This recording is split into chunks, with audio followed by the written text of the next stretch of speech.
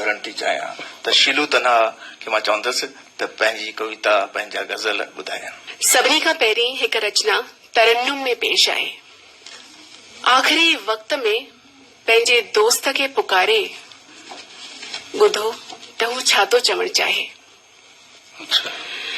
आख़िरी वक्त आख़िरी वक्त हिक बार मिली हाँ ए दोस्त, आख़िरी वक्त हिक बार मिली हाँ ए दोस्त, हथ खणी पंहिंजो, हथ खणी पंहिंजो मुंहिंजे हथ में रखी हाँ ए दोस्त, आख़िरी वक्त में याद आहिनि मूंखे बचपन जूं के ॻाल्हियूं सुहिणा, याद आहिनि मूंखे बचपन जूं ॻाल्हियूं सुहिणा, मन जुड़ियल केॾा भली जुदा हुयूं माड़ियूं सुहिणा,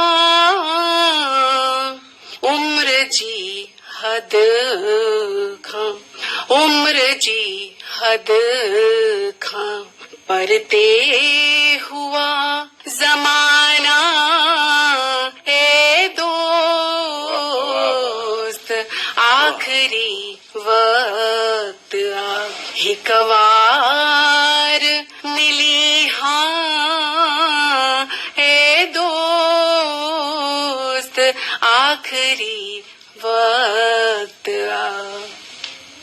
जे मुलाकात मुमकिन न थी सघी दिलबर, जे मुलाकात मुमकिन न थी सघी दिलबर, मुंहिंजे घर में अची तस्वीर ॾिसी ए दिलबर,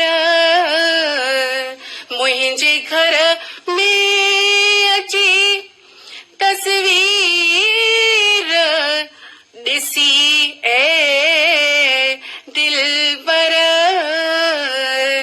मुंहिंजे पंहिंजन खे ॾिज हौसलो ऐं दुआ ए दोस्त, मुंहिंजे पंहिंजन खे ॾिज हौसलो ऐं दुआ ए दोस्त, आख़िरी वक्त हिक बार मिली हाँ ए दोस्त, हथ खणी पंहिंजो मुंहिंजे हथ में रखी हाँ ए दोस्त,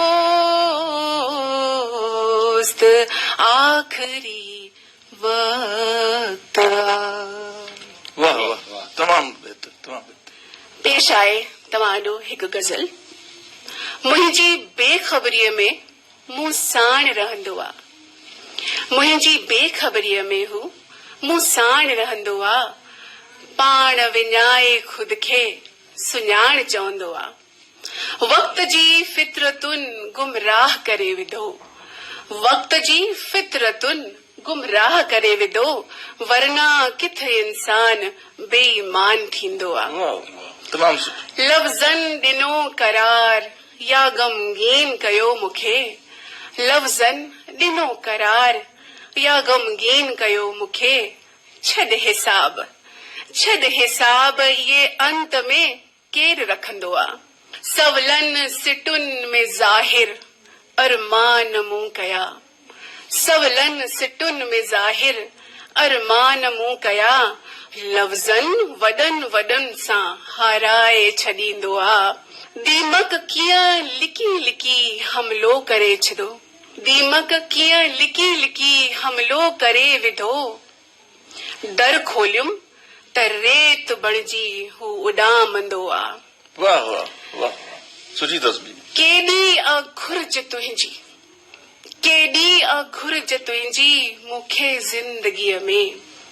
केॾी आ घुर्ज तुंहिंजी मूंखे ज़िंदगीअ में। पाछो पिण पुछी पुछी हैरान कंदो आ। हर लम्हो ज़िंदगीअ जा हो, हर लम्हो ज़िंदगीअ जा हो। हाण साह हिक लम्हे सां।